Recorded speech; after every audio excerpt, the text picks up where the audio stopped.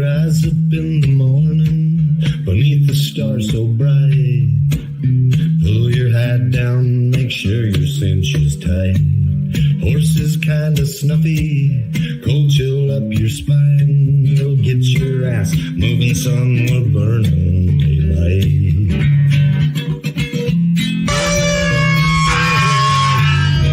Howdy there, I'm Matt McKinley and we're burning daylight.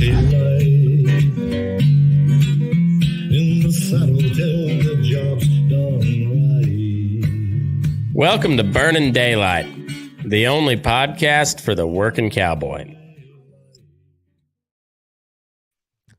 Well, howdy there, daylight burners. Happy Friday to everybody's listening live. Otherwise, happy Monday. Hope you had a good weekend. It's been a weird several years, but I've got Casey Howell back on the show. He's a pretty frequent guest on the show. Justin Stafford, you may remember him from the Punchy Hunter episode was it last week, something like that? Week before. Anyway, here recently. And then we got Joey Pachak. And you're up in North Dakota, is that right? Yes, sir. Just north of Fargo, North Dakota. Currently on the lake at Devil's Lake walleye fishing, but nice. What's the weather like up there? I see you got a straw hat, so it can't be too cold. Well, it's been in the 90s, unseasonable for up here. We were like 81 during the day, and then it's chilly. I got a sweatshirt on now. It's like probably 70 right now. Huh. Yeah, I don't know if we've hit 90 yet, but awful smoky up here with all that Canadian wildfire. 2 days ago, you couldn't see a half a mile. Oh man, I don't miss that shit. It's horrible. The last couple of summers out here has been awful, and we haven't had any. Knock on wood, we haven't had any big fires out in California yet, so we don't have any smoke yet. But I'm sure it's gonna happen. It's just been raining a lot this year, which is unusual. But anyways, I don't know where. Oh, there's Justin's back. There we go. Sorry about that, guys. We couldn't hear nothing. Oh, no worries. We're back now though. And anyways, I've always been I won't say like I'm like a hardcore conspiracy theorist, but I will kick around every conspiracy theory. Like I won't subscribe to really any of them, but I will kick them all around. I'll look into them. The one topic where I really don't delve too far into is aliens, because I figure if aliens are real, I don't quite know what to do with that information. I feel really fucking vulnerable about that. Like because I got nothing for Sasquatch. You can shoot that motherfucker. Yeah, aliens. I don't know. How do you combat that? I know. I mean, like a government conspiracy. You can go Ted Kaczynski and hide in the woods and live there by yourself for a while before they find you. Aliens, man, if they can just suck you up out of nowhere. Like I said, I don't know what to do with that information, so I've never really gone deep dive into aliens, because I'm just like, you see what they did to them fucking cows, man. I'd see, and that's what I'm saying. But it seems like right now we have federal officials like confirming the existence of alien craft and possibly alien species.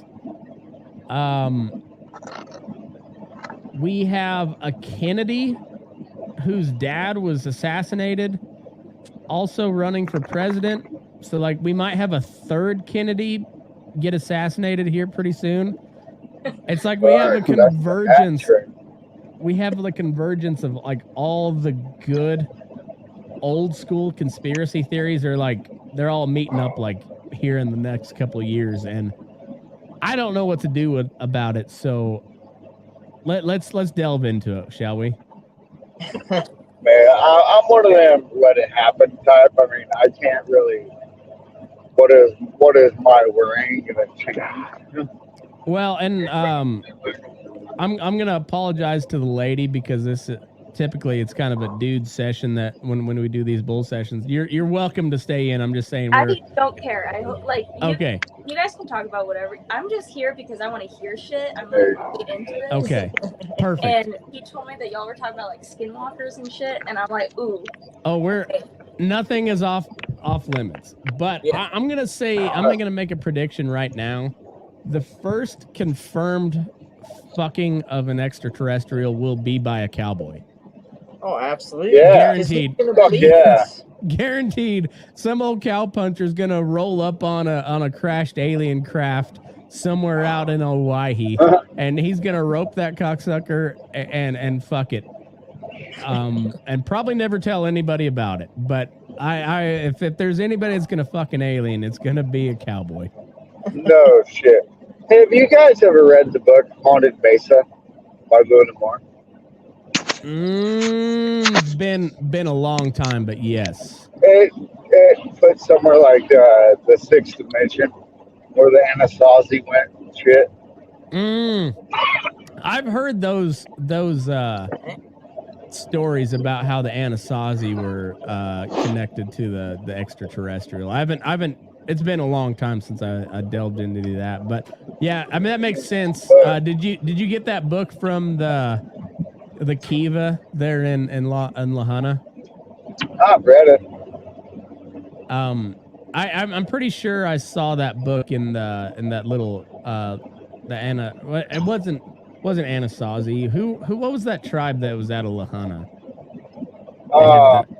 They had the Kiva. The Koshari, yes. Yeah. Yeah. Okay, yeah. So Joey Pachak, you grew up around Rush, isn't that what you said? That is correct.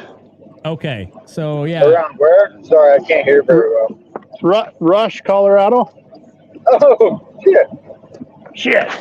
I gotta catch a fish real quick. Shit, yeah.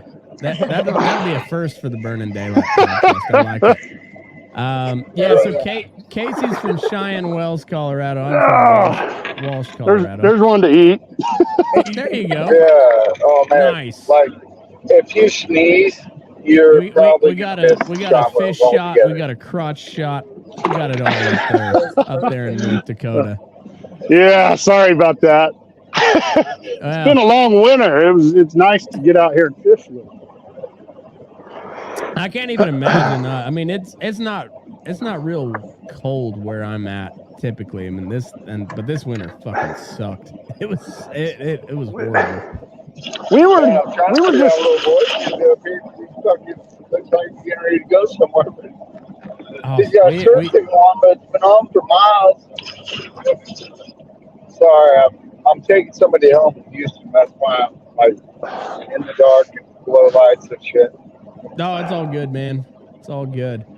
I think I can clean up your audio later on, so it'll be all right. But what's that? I said I think I can kind of clean up your audio later on too, so it'll work out good. But well, I went and bought a set of headphones, but evidently they're not good enough because I can't hear you guys hardly over the truck. yeah. Diesel engines are not real good. Unfortunately, I spent more on the exhaust system in the truck than headphones. Yeah, well, they don't make most noise canceling stuff with diesel pickups in mind. Like, when it comes to recording shit, they're like, well, hopefully when this guy uses a microphone, he won't be right next to a diesel. Yeah. Hopefully. That's why they put them plastic dampener things on it. Yeah. Look at this guy go. He's just like he's just fishing up a storm.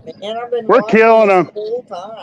How many times are we gonna I think I dropped that one right in his mouth. We're gonna see this guy's dick pressed up against the camera so many times tonight. This one might have a little meat to Did they it. see it? Did they see it? Holy man, cow, look at him boys. go. Oh, this is a big fish. Holy shit. Are we gonna see history right here? I don't History know, in the but it's making. big. Holy shit. Oh. Big people's. Oh my God. So happy. Oh man. Panties are dropping tonight, ladies. Look at that fish.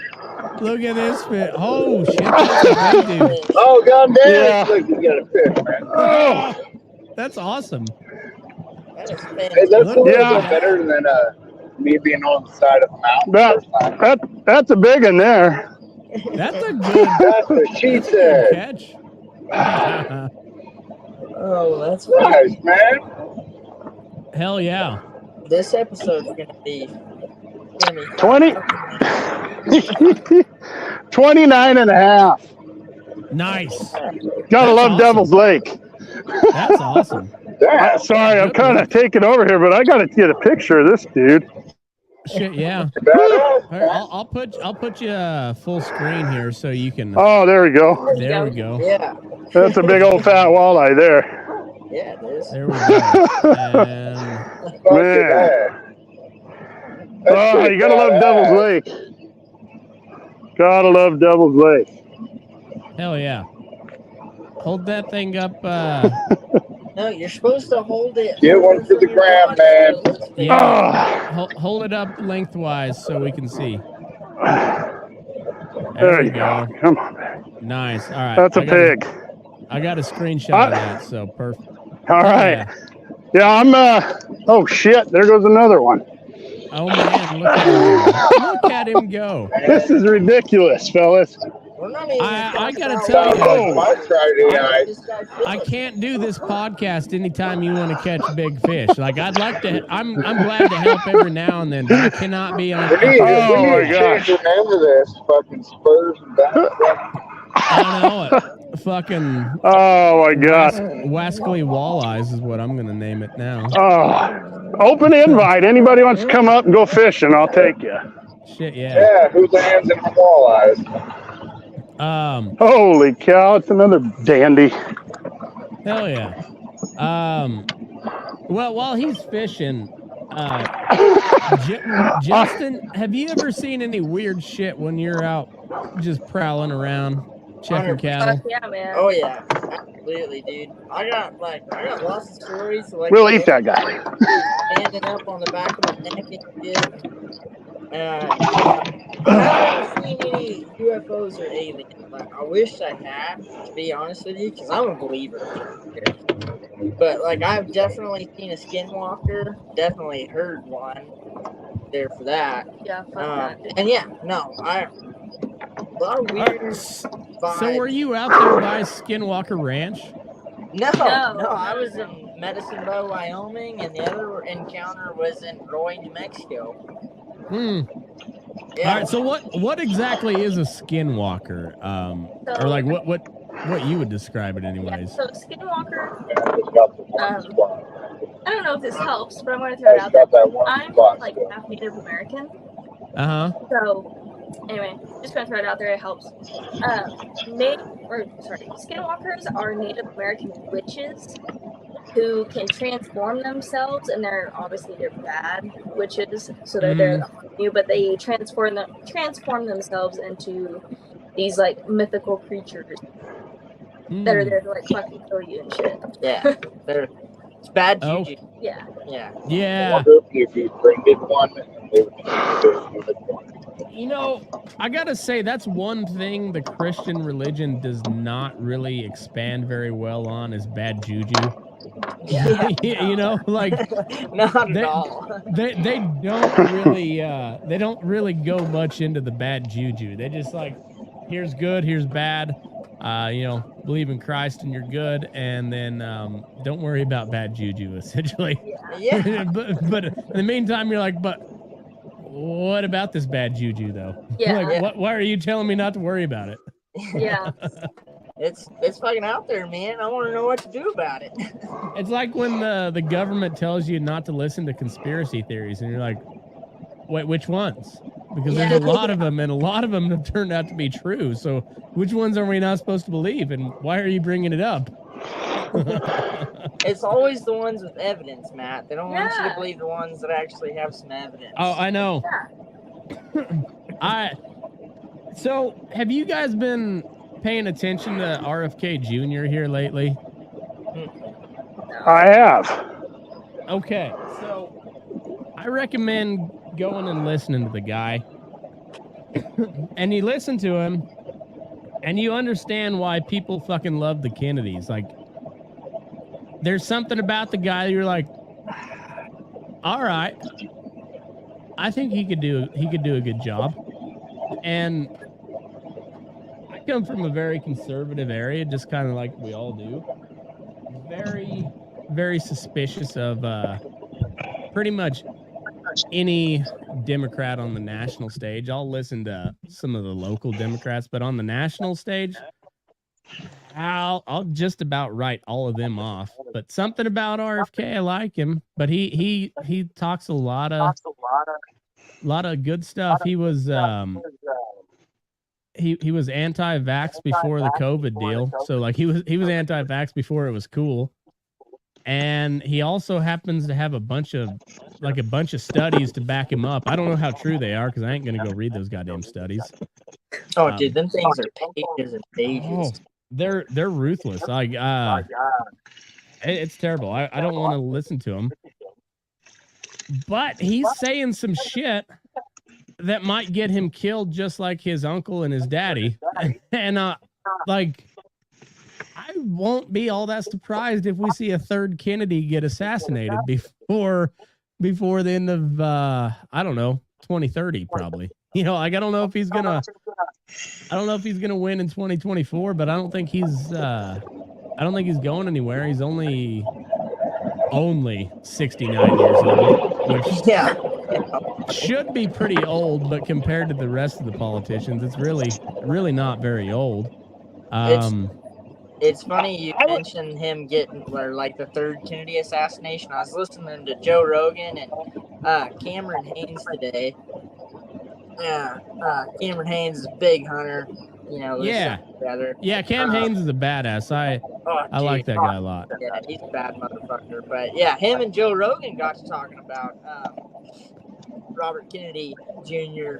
On a podcast like 2 or 3 days ago, and they said the same thing. They were like, "Man, that guy's out there saying shit he probably shouldn't be. We're probably about to have our third Kennedy assassination," and just talk about how crazy that would be.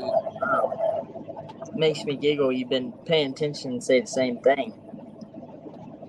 Well, I got to say though, I mean, I was not a Trump guy in 2016. I voted for him in 2020 because Joe Biden's Joe Biden. Yeah, you don't need any explanation for that. Yeah. And don't get me wrong, I love Trump from an entertainment standpoint, but I don't like that type of guy being the leader of the fucking free world. You know, he's kind of a loose cannon, and he's made a lot more trouble for himself than he needs to. I can relate. And I think if the Republicans are going to win, it's not going to be with Trump. I think Trump will could win the Republican primary really easily. Yeah, he'll win the primary just because he's Trump.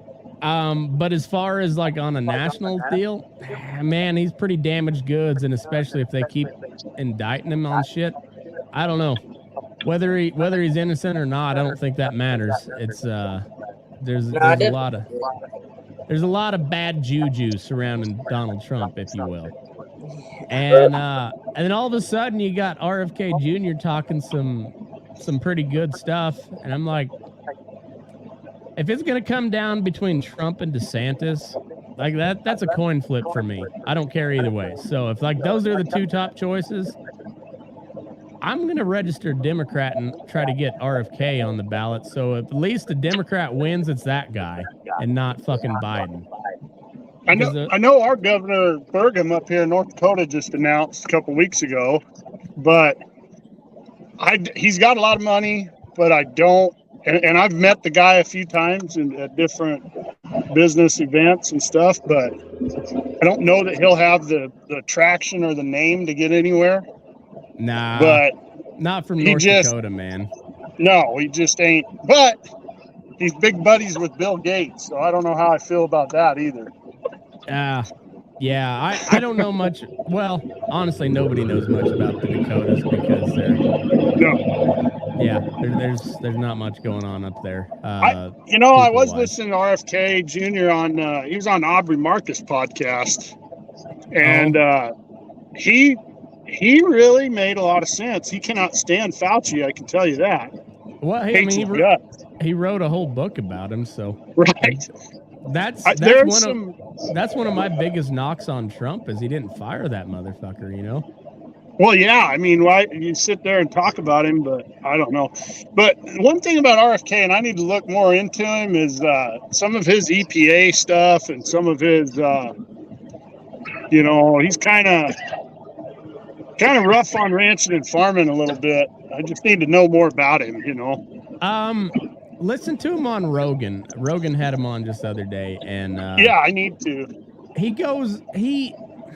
I don't know, and he's a politician. Don't get me wrong; he's never run for office before, but he's a candidate. So by ipso facto, he's a politician. So take what he says with a grain of salt. But the shit that he was saying made him sound like a concert. He sounded like an environmentalist, like everybody here on this show is an environmentalist, and not like these green energy, climate change, catastrophe nonsense people. Like I like open spaces and clean air and clean water, just like everybody else does. Yeah.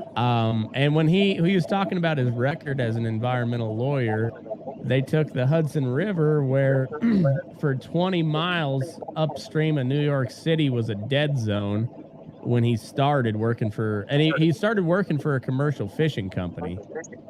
And then by the time, or like fast forward today, and I don't know any of these numbers, but this is what he said. The Hudson River is like the most economically profitable stretch of waterway in the Northern Hemisphere. Or in North America, he said, not Northern Hemisphere, but North America. You want to hear the most messed up environmental thing that I've seen lately? Yes. So I was driving through Houston today, and it's still daylight. It's pretty hazy, and we go by this giant sign on the side of the road that says "Limit outdoor activities, high pollution warning." Okay. Was it a refinery? No, it's just in general. It was a state sign. Oh, okay. But what was causing the pollution or whatever? Just people. There's just so many fucking people stacked on top of each other. I wonder, did it have anything to do with this wildfire air, the Canadian smoke and all that? Because I know, like, it's clear down New York, Minnesota, all the way I have up no north idea. there. I didn't know if you guys. I drove all the way from Colorado. Sorry, wasn't all that hazy. No, I don't think the smoke is affecting that part of the world. I think it's more in the northeast. Sure. It's funny really. though. I hear it's really smoky in Wyoming right now. Oh, but is that's it? about as far as I hear. Yeah. Brittany's up in camp, and she says it's really, really, really hazy up there. We haven't had any smoke, but we're also pretty far west, so and California's still underwater, so they haven't had any chance for fires yet, which is good. Like the more that California's underwater, the better it is for summer for us, you know. But also, like when you bring up, like, it all kind of ties into the conspiracy theory shit. Like when you tie in like these forest fires, and they always say it's because of climate change or whatever. But if you go back and read Mark Twain around like the turn of the 20th century, and he's talking about California being Shit. on fire. We're on Like the California's always been on fire. Like there's just a lot of fucking trees right there close. Yeah. Yeah. They also get a lot of rain and thunderstorms because they're also right there close to right on the coast. And I got pulled over on the wrong side of the fucking road. yeah, trees and lightning usually cause fires, you know. So People with love letters don't. The crazy thing is when you get in these like really picturesque mountain areas, like they will build a house literally anywhere they can. They will like just take a chunk out of the side of the mountain and put a house there, and then meanwhile, like your driveway getting up to that house is like this, But it's heated. Yeah, for like 6 months out of the year, if your power goes out, you can't get up to your house. Yeah, no shit. From the main road because it's too steep and yeah, even if you have a heated driveway, well, now the power's out, so it just Shit. And your tires out. yeah. So you gotta like have ice shoes and like a pickaxe to get up to them. Fucking crazy. Ice climbing shit. Yeah. Anyway, so Joey, you were telling me on DMs you've actually seen some of these mutilated cattle before. Yeah, so this is crazy stuff. I was probably 10 years old. We got a cattle ranch it's kind of in the middle of nowhere. It's 63 miles from Pueblo, La Junta, Lyman, Colorado Springs, like right in the middle of nowhere. Yeah. So you're like where the plains meet the foothills. What's that? You're kind of like where the plains meet the foothills. Correct. Yep. Yeah. Yep. So we got some sand. A lot of sandhill country.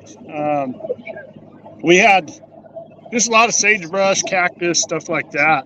But so anyhow, my granddad, he went up to Divide, Colorado every year and worked at a church camp.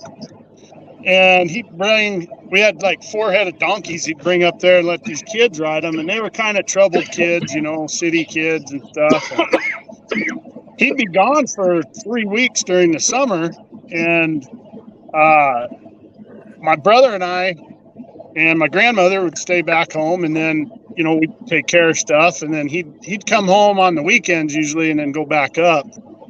But did it for probably 40 some years. Would go up there, and he was a counselor and everything up there. So, but where we lived, you had Fort Carson, you had Peterson Field Air Force Base, you had the Air Force Academy. So we always had airplanes flying over, government planes. They'd come out and do training, and they'd bring the big cargo planes out all the time. And this particular year, there was a string of mutilations around, probably within a 30-mile radius of our place. Probably 12 or 14 different neighbors had cattle killed in the same way. And this happened twice, and both times it was when my granddad was gone, which whether that was just pure luck or whatever. But my brother and I would go over, we were checking cows. And it was the middle of the summer, hot. We'd go out and check water and make sure everything was working. And here we were driving up in the pickup, and we were putting out salt or something. And there's like one of our best cows laying there dead. And, she had her udder removed. Her lips were gone. Her eyeballs were gone. Her tongue was cut out. Her vagina was cut off. But nothing had ate on her at all. No cut, and her ears were gone. And every cut on this cow was like surgical. Not only surgical, but it was like cauterized. There was no blood in this cow whatsoever. That's my insane grandmother, because like yeah, we've all like hit a tag in just the wrong spot, and like that ear will bleed for 3 days because you tagged him wrong. You know, like it doesn't do anything to him except bleed. Right. And I'm telling it you, doesn't take much for a cow to bleed. Not a footprint, not even her footprints you could see, and she was probably 100 yards from a water tank. And the tank sat right in the middle of the pasture, and this is just my own 10-year-old investigation. I'm talking to all the neighbors that had cattle killed. Every one of theirs was really close to water. So my theory at 10 years old was, well, somebody in a helicopter had to have shot them with something, and they were making their way to water, like it made them thirsty. And so they had them kind of going to water, and then they came down, and it had to have been a helicopter is my only thing, because there's no vehicle tracks, and it's sand. I mean, you could see tracks, you know, and it's desert of Colorado. It ain't like it ever rains there. So, yeah, you know, tracks would be in there for days, and you couldn't even see where this cow walked over there. Like, there were no tracks anywhere around her. So she's just laying there on her side, dead as a doornail. And we had a ton of coyotes back then, but those coyotes, we'd drug her off to kind of over the hill, and we'd go back and look. My brother and I would shoot coyotes, you know, off of dead critters all the time. No coyotes even touched this cow. Nothing would eat her. No shit. Those other cows. Yeah, so I don't know if they like shot her with something that, you know, them coyotes could smell or whatever. Yeah. But they would not eat her. And like, so like you cut a bag off of something, and I've worked in a feedlot, and we posted cattle and stuff when they died, and they're going to bleed. I don't care. You're going to have some blood around, you know? Oh yeah, even when they're dead. I mean, and even post-mortem. So another weird thing, we called the sheriff out there, and Lincoln County Sheriff, they didn't want nothing to do with it. They just swore up and down that the coyotes got her down and killed her. And I'm like, for one, you know, I've never seen a coyote take down a full-grown cow. But here's another crazy thing. These cows that were killed were always like the best cow in your herd. They were like the fattest with the best milker, best calf on their hip. Always the best cow in the herd. So that's crazy. So there was a story back in. How old are you? I'm 48 right now. Okay, 48. So that sounds about right, because there was a story in like the early 80s about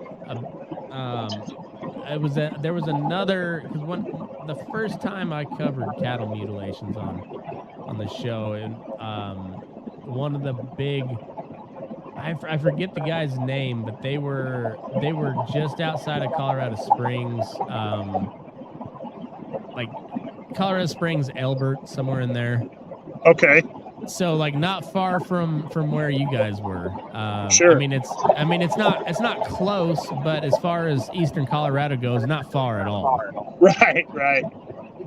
And yeah, and it also just so happens that Cheyenne Mountain's also only about an hour from there. Exactly. And that might be the most secret place on Earth. That fucking NORAD and all that. Yeah.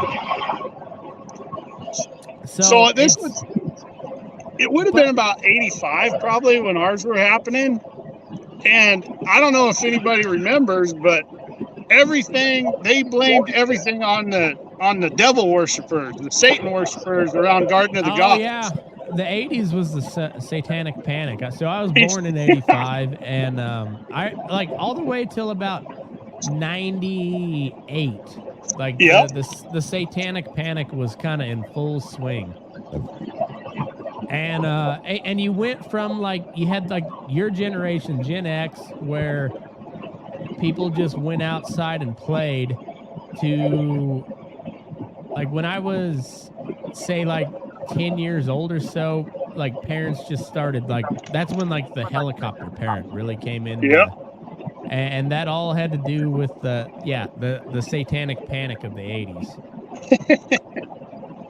Crazy My shit. theory has always been that. Now, this is another thing. So my aunt and uncle had a place over by Carville, Colorado, and I always I had a theory then.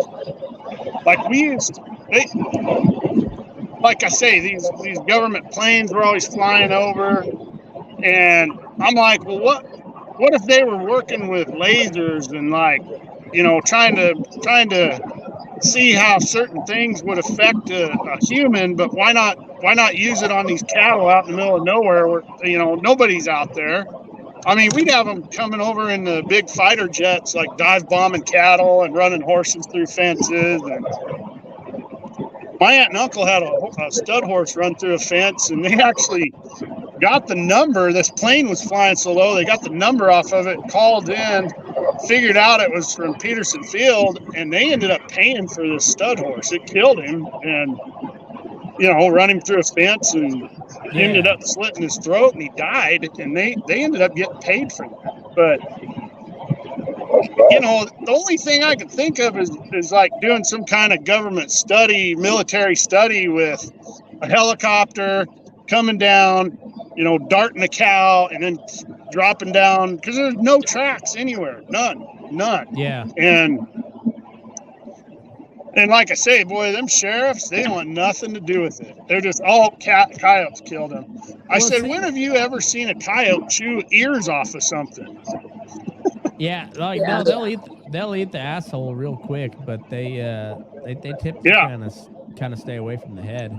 Yeah. Or cut the lips off with razor precision, or dig their eyeballs out. Or I mean, so here's the thing that tells me it wasn't human, because if it's a government project, all right, some really smart dude made the laser, but some dumb shit grunt is the one shooting the laser, guaranteed. And nobody has ever seen a dick lasered into the side of a cow yet. And that's what tells me it's not military. Like that's what tells me it's not U.S. military. Because if it was U.S. military, there would be a cow with a dick lasered on her ribs, guaranteed. So there was some cattle mutilations in Texas, maybe a month and a half ago now, but it was like the exact same thing. And the funny thing about it is, like, so I'm originally from here in Arizona, but when I graduated high school, I moved to Texas, and I moved twice in Texas. And I moved to a small town called North Zolch. It's right outside of Madisonville. And there was a field that if I went like the back way into Madisonville, there was a field. It was to your left once you turned on the highway, and it was a Longhorn rancher that lived there, and he bred and he raised Longhorns.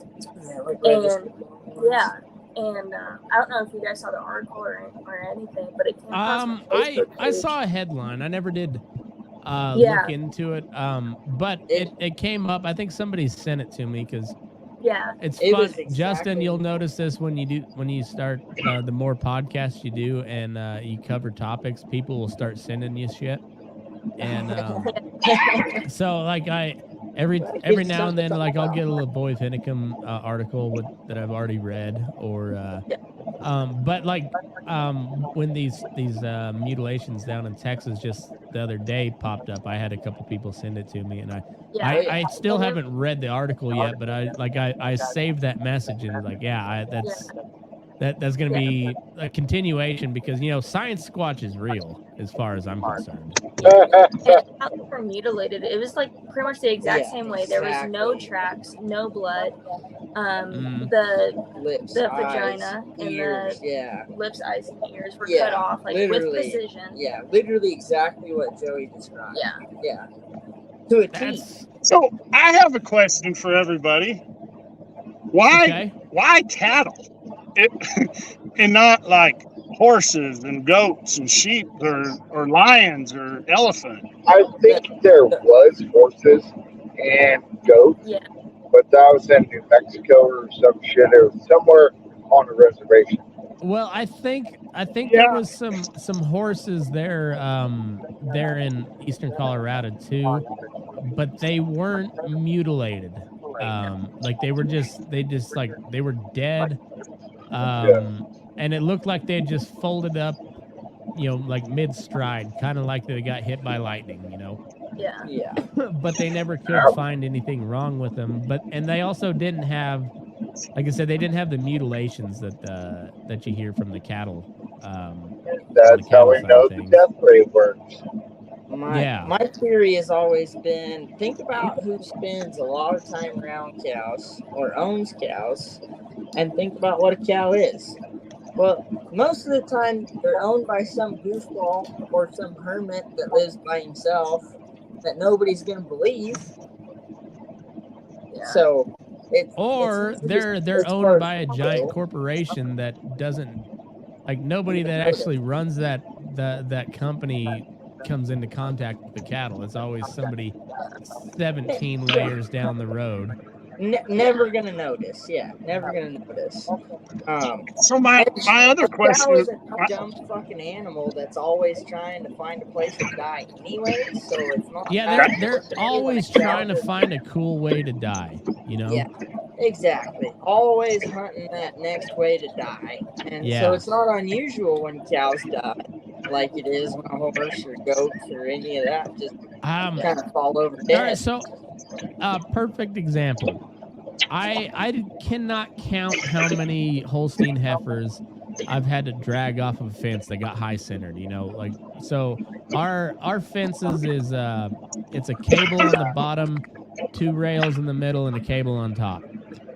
And every now and then they'll try to jump over and they'll get high centered, and you just gotta drag them off. Well, there was a heifer the other day, got high centered, got pulled off the fence, and never got up again. Like, she wasn't there that long. She wasn't very cut up, but for whatever reason, either she just gave up or like there was something really wrong with her nerves, but she just didn't get up and ended up putting her down. Yeah. Oh, yeah. Oh, it's always a Holstein. Always a Holstein. That's a solid black cow. Yeah, well, I mean, just a cow in general. The solid black cow is going to fight you to the very end, though. The Bramer is going to fight you to the very end. The Holstein's just going to make it awkward for you. I'll tell you what really surprised me. So I did that cow calf deal, and the guys, the place I worked for, they had 4 cattle. I mean, that's putting it very nice. But they'd have cows that didn't have milk, so you'd have to orphan the calf. Mm-hmm. And I will say, the ones that did better were them Charolais crosses. I believe that. Heterosis is a real thing. Charolais can grow. Yeah. Well, yeah. Well, and then you I don't know, hybrid vicars it's a real thing. People have been chasing that for a long time. Did you see that calf I had critter? Maybe, but my bucket calf. Okay, yeah. Yeah, man, that was son of a bitch. So when I first started beating him, he'd come and hit you. Like, he'd hunt your ass and run you down and hit you. And after about a week, he was like, you know what? You're fucking, I think you're cool. You quit doing that. He just run over and put his head in the bucket. You know, we had a heifer abort the other day. Like she was pretty close to shipping, and they were just gonna send her to the sale afterwards. So one of the Mexican guys that works there brought a little bottle calf, and it was a little Charolais dairy cross. And so he had two of these calves on that Holstein, and I picked up one of those calves like 6 alleys over. I mean, this sucker was traveling, and I was like, God damn it, I should have caught him earlier, you know, like because he'd been out in the alley quite a bit. But I was like, oh fuck, Jose's gonna lose a calf because like that. I was like that. I don't expect that calf to live the night, and I came in the next day and he was still like 6 alleys over and bawling and just looked wrung out as shit. But he finally figured out how to suck a tit, so he's sticking around closer to home now. But like, I don't know. If that would have been a straight Charolais, he'd have been dead the first day.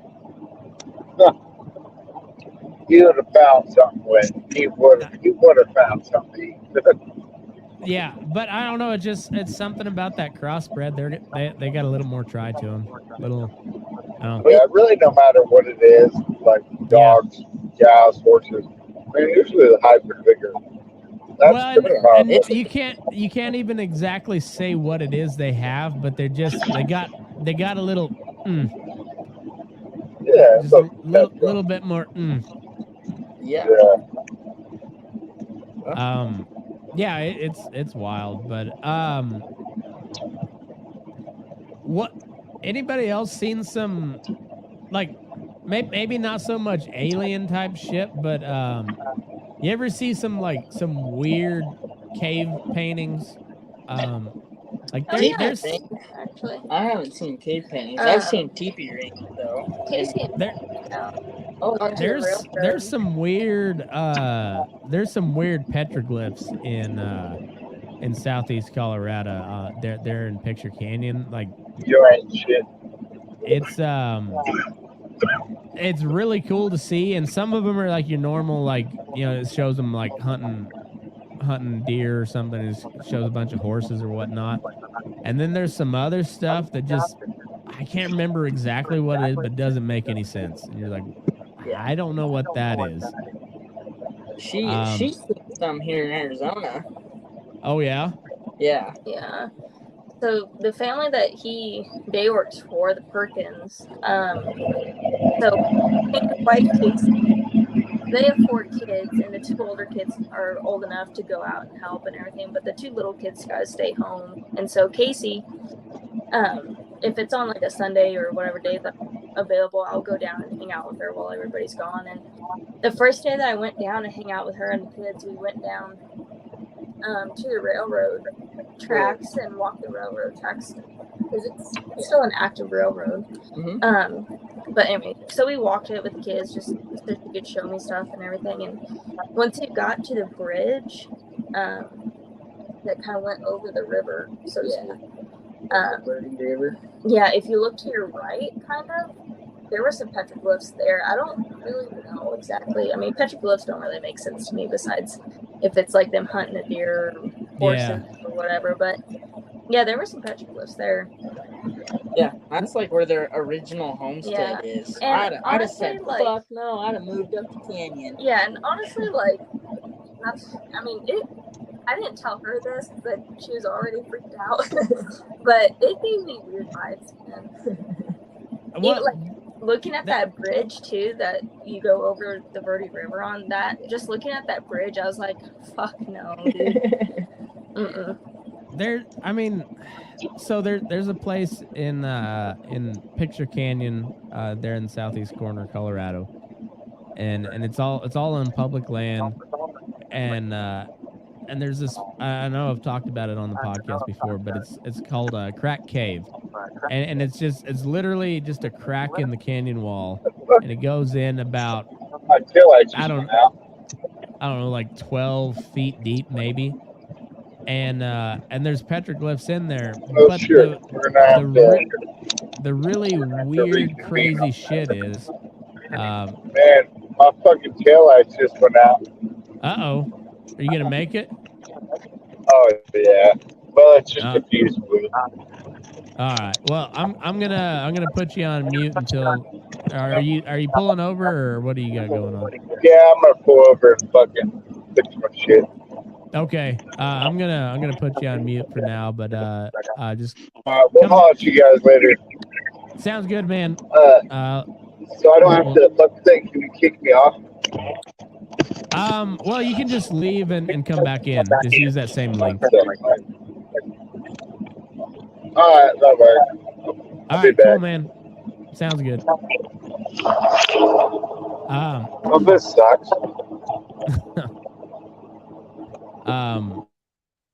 So, but anyway, that it's a big crack in the side of a canyon wall, and it's about 12 feet deep, and there's petroglyphs all on the inside. But the really crazy part is on the 2 days of the year that you can actually see them by natural sunlight are on the equinox.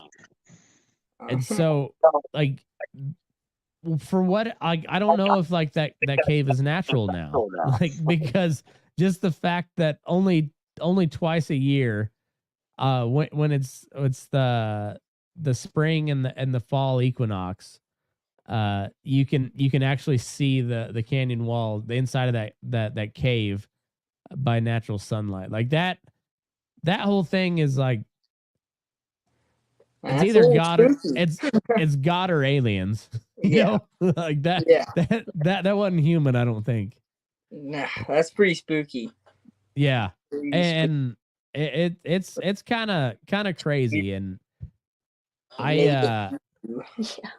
it's one of those stories where like I wish I'd been a little more curious when I was younger, because I had pretty ready access to that type of deal, and then like the it used to be a big deal, the Equinox Festival, and then it kind of just, tapered off, as a lot of small town things do. Oh yeah. But you're like, man, it seems like that was something pretty neat, and I just didn't pay enough attention to it when I was younger, Yeah. I'm actually pretty glad I moved to Arizona when I did. For the same reason, I feel like I wouldn't have been interested in any of that stuff. And Arizona is, especially as far as like native juju and whatnot, which like we're big. Arizona's a weird state that way. Like it's not a normal state by any means. Like it fits solidly in all those western states, like, because Colorado's kind of a weird state, Wyoming's a weird state, Montana's a weird state, Idaho's a really weird state, Nevada's fucking weird, Utah's really weird, and then Arizona same way. Like Arizona's got like the Texas type of weird, but you also got like the weird Mormons, and then you also got some California influence. I mean, like, just all of it's fucking weird, Yeah. And I think the western states are just old. They're but they're also the newest. They're also the newest states. That's the weird part. It's like they're old, but when it comes to the United States, they're the newest part of it. Yeah. But their history, if you really get down to it, I swear they're just a lot older. It feels like it, anyways. Like you said, it's funny because they're all the newest states. Yeah. Well, it's what made the like the whole period of the Wild West. It's what made it so unique, because it was just the clash of a somewhat modern culture with old of a culture as you get, and I mean it just the nomadic hunter gatherer. Yeah, you got the revolver hitting people that's still painting petroglyphs. Yeah, like, I mean, if the Indians would have had machine guns, there would never have been a United States of America. because the Indians were far more skilled fighters than the whites were. They were mean.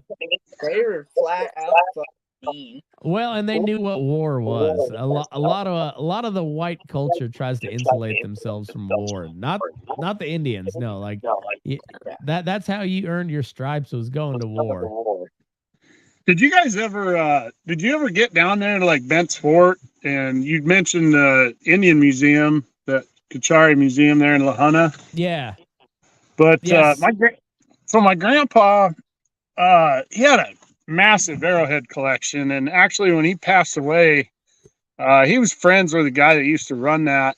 And but my grandpa's got arrowheads that were traded at Bent's Fort that were from New York and back eastern, like way eastern Indians. Yeah, like Iroquois or some shit like that. Yeah, and they would trade, but they had little bird arrows, and they had metal arrowheads, and then they had little arrowheads that they would have used for fishing and for shooting fish, and then for shooting small birds. And yeah, I've seen some of those collections like that. He took that down, and they kind of went through a bunch of it, and they're like, well, this stuff had to have been traded, because like the stones and the rocks and whatnot, we didn't even have anywhere near Colorado. It's not native there. Yeah, no, it had to have come. They tracked some of them down to like way back in New York and stuff.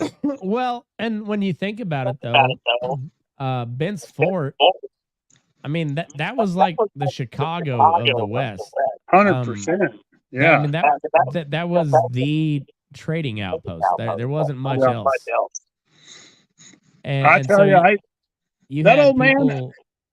Well, oh, sorry, but you had people coming from like California and like the Pacific Northwest, and all the way coming up from Mexico on the Santa Fe Trail, and they all just ended there at Bent's Fort.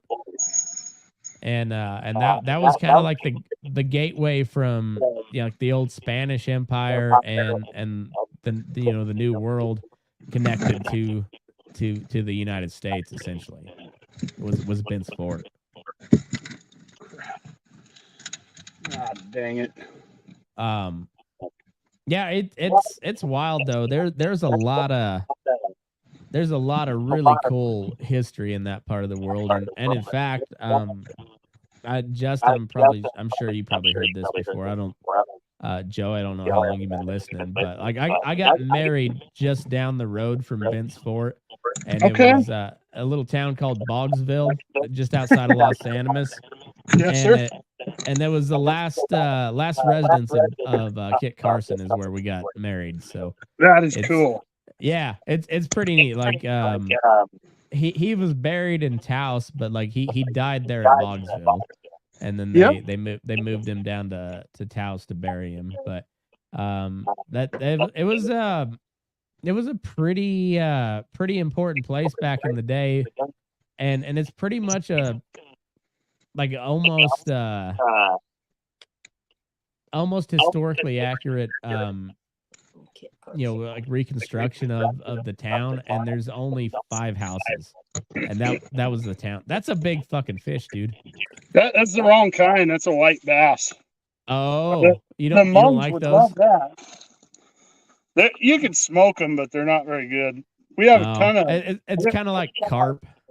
Like yeah, they're a weird kind of bass, but the Hmong people come up here from Minneapolis, and they'll catch and those are the Central Vietnamese people, right? Yeah, they come from like by the thousands. They catch these things and take them back to their restaurants. They grind them up, skin, bones, guts, and all. Grind them up and make patties out of them. And man, I tell you what, as long as you're not too proud to eat some weird shit, like those Asians will make stuff taste delicious. Just like I don't want to know what's in it, just feed it to me and I'll eat it. And 100%. If I have to know that it's cat or dog or whatever, I might not want it. But if you just put it on my plate and tell me to eat it, I will. And man, they know how to cook some. They know how to cook some shit. They do know what they're doing. I was gonna say we're talking about arrowheads and finding different things, and as a kid, just golly, sometimes you think about it and it's like, God, what a dumb kid I was. Like I could have done so much more stuff. I didn't realize how good I had it, you know? Oh, I know. But we would find we had teepee rings and stuff. And we had a spring at our place. We called it Cucklebur Spring. And back in the day, the different bands of natives that lived there, they would come and there was only water for miles. Mm-hmm. And after my grandpa's parents settled out there, homesteaded, people would come from all over out there and get water. And it was actually, the spring head is right in one of our east pastures there. And just the history of that place was amazing. But my granddad was a really interesting guy, but real quiet. You know, he's calf roper back in the 40s and an old World War II guy and everything. And built that place. And he was come home and I don't know if you heard of any of the Mosers over around Carville or Lyman in that country, but oh yeah. My grandmother was a Mosier, so I'm cousins with all of them. Okay. And, I don't know any of them personally, but I know the name, you know. Yeah, they're a great family. Did you know the Bledsoes? It's like Bledsoes, the Kravigs. Oh God, yeah, Kravigs. We grew up around all them. Yeah. Okay, yeah. So yeah, we know a lot of the same people. I figured when you said you was from Baca County, I'm like, I got to know. And you know, I high school and Little Britches rodeoed and around there, and my brother college rodeoed at Lamar. So a lot of the Woolerts and all them. Oh yeah, I know the Woolerts. I know a few of them, anyways. Yeah, Dirk Davis and some of them people, but yeah. Well, and then we all like everybody goes up to CSU, and that's how I really knew the rest of Eastern Colorado, because I knew Southeast Colorado pretty well. Sure. But once you get up there close to Lyman and North, I didn't know them as well. But then I met all those guys in college, and I'm still I got a lot of good buddies from that part of the world. It's Eastern Colorado's a tough place to live, you know. Yeah, it is. I mean, my brother's still there on the ranch, and I was 16, 17 when I left college, left home, and I was like, or high school, I mean, and I was like, oh, I want to buy a place, and hell, you couldn't buy nothing anyway, and back then, and so I worked on a bunch of ranches around there and over Russell Springs, Kansas, and feedlot cowboyed a little bit, and I'm like, man, this is a good way to go broke right here. Stay broke, I should say. But well, yeah. Yeah. That part's true. Started welding, and that kind of took me a few places, but led me to North Dakota, and here I am. But no, I remember my granddad. This guy could be at a dead trot across the pasture, and he'd see him like whoa his horse to spin around, trot back 100 yards, and look down, get off his horse, kick the ground a little bit, and pick up a perfect arrowhead, not a chip on it. And I'm like, how in the hell? But he was always he's a very quiet, very patient guy. Yeah. And I remember we were dragging calves one time. We had a bunch of, a lot of our late heifers and stuff we kept kind of close to the house. And we branded all the big pastures. And then we come up to the house right before dinner, we'd go in there and brand those heifer calves. And we drug calves through this gate, had them in a big corral, and probably drug, 50, 60 calves through there. And we're picking everything up, and I throw the propane tank in the pickup, and we're getting ready to go. And I went over and unsaddled my horse. And here's my grandpa, right where we drug like 60 calves out, or let all the cows out, people walking around. He looks down right in the gate and picks up a perfect arrowhead. And I'm like, what the heck? But he was that guy. He was just always kind of looking at the ground and looking at his surroundings. And I think back and I'm like, man, there's people like that. I grew up in one of the most like arrowhead rich environments that a guy could, and I never found a full arrowhead. I found a couple. a couple like broken chunks, but I knew so many people that had like a full collection of awesome arrowheads, and I never found a single full one. No, I wish I'd done. I mean, my brothers, we still got the collection in the family, but it'd be neat while there's still some people around that know about that stuff to like, really find out where they came from, who did it, just kind of get back to that a little bit. But I know we kind of derailed from the weird paranormal kind of stuff, but man, it's all right, man. That's what the bull session's for. Wherever the conversation goes, it goes. But those folks, they had some really cool stuff, and you guys were talking about like the pictographs and things on the hieroglyphics and whatnot, and then, man, you start reading about that or watching some of these shows from all over the world of like, early civilization, and man, they're like drawing rocket ships and all sorts of weird stuff, Oh yeah. Yeah, it's wild. It's really crazy. I don't know, man. It's like I had this guy Jake Zilke that's cowboyed all over the world on the show the other day. Lost cowboy. Yeah, and particularly when he was talking about like South Africa and Mongolia, like that's just an older culture. Like we've been around the same amount of time. I mean, humans have been around forever, whatever. But the way those people live, like they live an old type of life. Yeah. They don't have all the cool shit we have, and they also don't have all the bullshit we have. But when it comes to conflict down there, it's like that shit gets settled violently, very violently. And so when you hear that, you're like, well, I'm also like I kind of want to go back to that, but also I kind of want to not have to worry about getting my head chopped off by a fucking machete in my sleep, That fucking Jake guy is a cool guy. I have to just bump into him and meet him in a bar in Laramie in like 2019, I think. And yeah, he told me a bunch of stories from like Australia and Mongolia and stuff. And you want to talk about some old cultures? Yeah.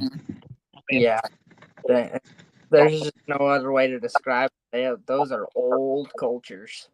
Yeah, they're they just do shit different, and I'm not saying it's wrong or right, but it's just like it's just kind of like that's what it is, And a lot of times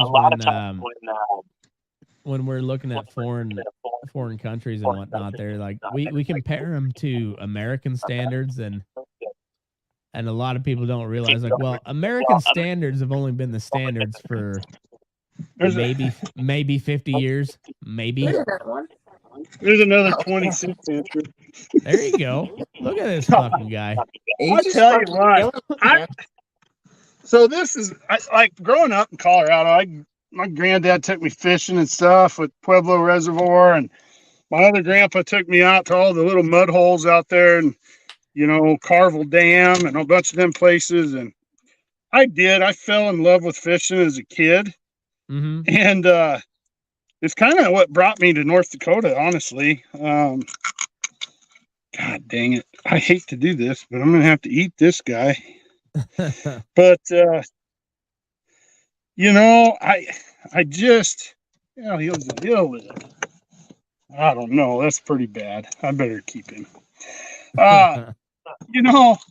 I started, as I was welding, I was traveling all over, and I worked up here about 15 years ago, and I said, I am going to move to North Dakota because I wanted to, I figured I couldn't cowboy anymore and make a living. I couldn't buy a place. So I thought, well, I'm into welding, doing all this, but I love fishing, and I competitively fished for a while, and then I got into ice fishing, and I'm like, well, I got to move up where it's cold.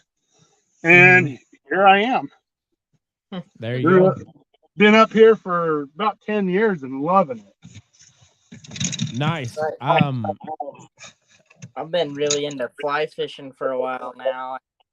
I like to hunt and all that good stuff too, but you watch westerns growing up, and they always talk about Colorado and Wyoming and Montana, Idaho, the Wild West, if you will. And so I was pretty fascinated with it for that reason. And then I actually got to go up there, and I was like, wow, I can drive 10 minutes and fly fish or hunt or whatever. Like, damn, this is pretty awesome. I couldn't believe I ever left. That was the craziest part about growing up in extreme southeast Colorado. Is that, like, you tell people you're from Colorado, and they'll think about Steamboat Springs. Yeah, well, like, oh, so you must be a skier and a fly fisher, and like, man, yeah, there is no water around where I'm at. Like, there is no water. And like, even today, like, the guy that rides pins with me, he's cowboyed all over like California and a little bit of Oregon and Nevada, but like he spent most of his life in Elko County, and he was telling me about a bad year of irrigating, and I was like, I cannot relate. What is irrigating? I grew up on essentially the Llano Estacado. Like there's the only reason that people are there is because the government gave them land. If nobody would have said free land, nobody would have stopped there. And what was that? What was that little place out there by Springfield? Kind of Two Buttes, or what the heck? Like the big dam, big hole out there in the middle of nowhere? Colorado. Yeah. It was. That's it was about the only water there is out there. Well, and that still is a reservoir. So right? Yeah. There's the Cimarron River south of there, which is where I grew up, but that part of the Cimarron's an underground river, so it's just a dry riverbed. And sure. Yeah, so all, like, these guys will talk to me about flood irrigating, and I'm like, it just does not compute. I don't know what I cannot understand what you're talking about. No comprende. Do you guys know where Walden, Colorado's at? Oh yeah. Yeah. So my first cowboy job up north was in Walden, and get there. That's a cold motherfucker up there. Oh, dude, yeah, it'll get like -60 in the winter. It's a cold son of a bitch. That's the highest desert, I think. I mean, like, that's like. Out here in Nevada, they say the high desert, but like Walden's close to 10,000 feet, and I want to say it was like 9,500. Yeah, it's way up there. And that's desert. Yeah, desert. I can remember clearing Forest Service trails 12,000 feet at the very peaks of the ranch that I worked on, and not have a lick of snow either. Like, no, every other peak will have snow on it, but not Walden. Yeah, no, not all of them. No, I mean, like I said, I remember hiking up some of them that were like snow covered, and we'd hop one over and clear another trail, and it was fucking damn near sagebrush. Like, yeah, like that's some tough country up there. It was, but they had quite a bit of ground that would irrigate, and so growing up in western Oklahoma, around Elk City. Same thing. I get there and they're like, "Oh, we're gonna go foot irrigate." I was like, "The fuck is that?" and so they're like, "Oh, well, we'll show you." And so the kid that I knew that worked there, Gavin, he's like, "All right, so you take this tart dam and you want to put chunks of sod here and here to hold this tart dam down." And I was like, "You mean to tell me you guys got so much water you're just fucking spilling it all over the fucking place, and that's how you irrigate? Like, this seems mighty fucking wasteful to me." Dude, the first year I moved out here was a really wet year. This is the only year I've seen it with more moisture. But they in 2017 they dug a big trench out into the desert out by Fallon, Nevada. Just because I knew there was going to be a bunch of snow melt and it was going to flood shit, so they opened a ditch just so they could divert water out into the desert so it didn't flood. And it's still fucking flooded. Yeah. It's fucking crazy. It's wild. It's like sitting on this lake I'm on. It's like 60 miles from one end to the other. And it's just, I've never been around water and it's on a natural lake. It's North Dakota's biggest natural body of water. Yeah. And, Devil's Lake is a weird place. I mean, it was a mud hole back in the early 80s. And now, I worked for the railroad still do for like 19 years. And we moved the tracks like 6 or 8 miles around town because it was just the lake spread over the top of everything. No shit. And out here, the lakes are drying up. Yeah, I've heard that. It's bad out there. But and speaking of that, I hate to do it to you guys, but I got about a 3-mile ride back to the dock, and then I got fish to clean. So, all right, man. Well, and it's 11 up here. I'd say we went we went an hour 15. That's good enough for the main episode. So we'll that's a good cutting off point. I gotta go have to shed some water here in a minute. So we'll end it there. Joey, I sure appreciate you coming on. Man, I loved it. That cattle mutilation deal it's fucking wild. I'd love to learn more about it. And it's funny. I kind of I'm really interested in stuff like that. And I'm into so many other things. And I'm like, man, when I saw your story the other day, and I'm like, hell yeah, I got some stories, and it just got me going. Well, then I've been on a Google rabbit hole for the last 2 days since I talked to you about this stuff. And that cattle mutilation deal is crazy. And I want to dig more into it, but also there's just not many answers. And also, like I said, aliens just kind of freak me the fuck out, because like a tyrannical government. I got guns, I can shoot a human if I have to, right. but I don't know if I'm actually able to shoot an alien. Like I know I can put my crosshairs on one, but I don't know if I can actually shoot one, because what are they capable of? And that shit freaks me the fuck out, So I just kind of leave aliens alone, ignorance is bliss on that part. 100%. Yeah. I don't know. And we never really got into the Squatch, but I'm just saying, what happens if an alien abducts a Squatch? And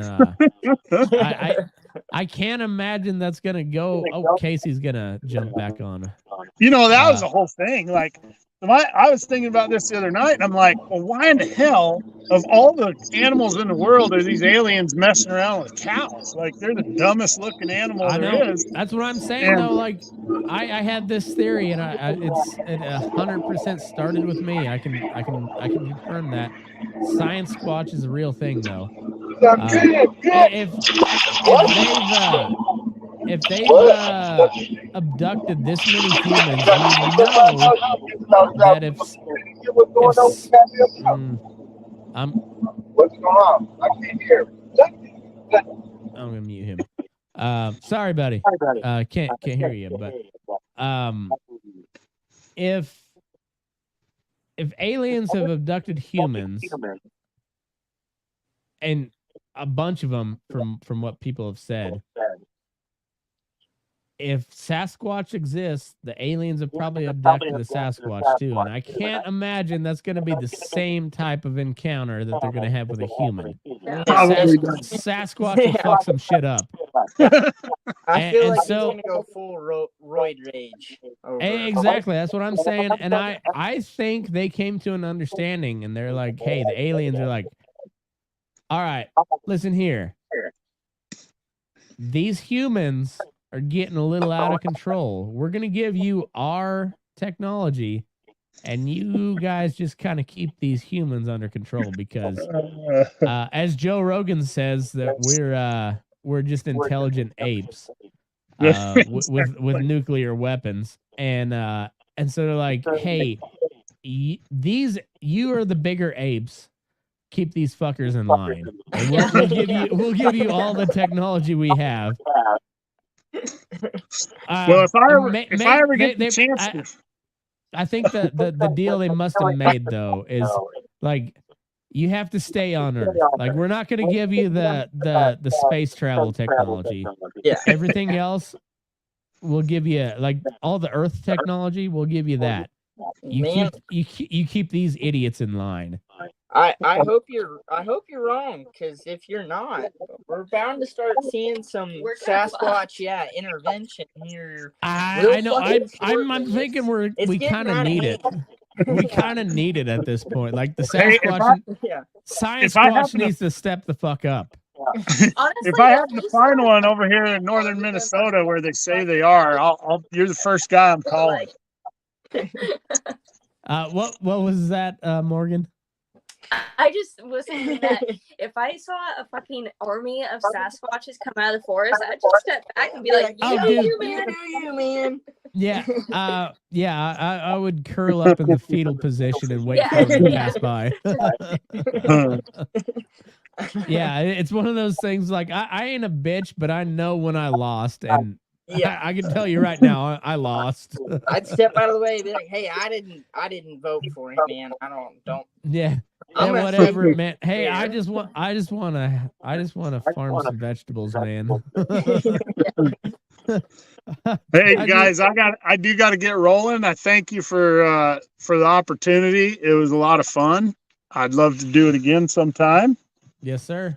I'll be looking for it when it comes out, and I'll try and find you guys and give you all a follow, and that'd be awesome. I usually I either got a bunch of fishing stuff or welding stuff on my Instagram. So All Around Metalworks, if you all ever get on there. But yeah, I'd still travel a lot. So if I get around there, I'll definitely find you guys. So sounds good, man. Well, Joe, sit down and have a cup of coffee or drink a beer or something. Yes, sir, man. I appreciate you coming on. That was a lot of fun. So yeah, go follow him all around Metalworks. Justin Stafford, go follow him on the Punchy Hunter podcast as well. And love it. Yeah, yes, sir. And we're gonna we'll let you go, Joey, and me and Justin we're gonna come back to a little bit, and we'll do a little bonus section on the Patreon if you want to listen to that. Everybody on Monday, go to patreon.com/BurninDaylight. Sign up there. Starts at $5. It's the best way to support the show. Every cent goes back into making this thing better for you. So also you get better content. You get full episodes, and you get some bonus. You get boots on Sundays. So that is worth $5 in itself, I think. So anyways, Justin, I appreciate you, and move your ass. We're burning daylight.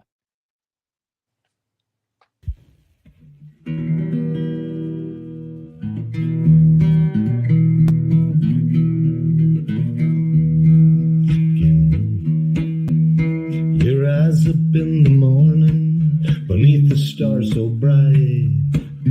Pull your hat down, make sure your cinch is tight. Horses kinda snuffy, cold chill up your spine. We'll get your ass moving, son, we're burning daylight. Burning daylight. Burning daylight. In the saddle till the job's done right.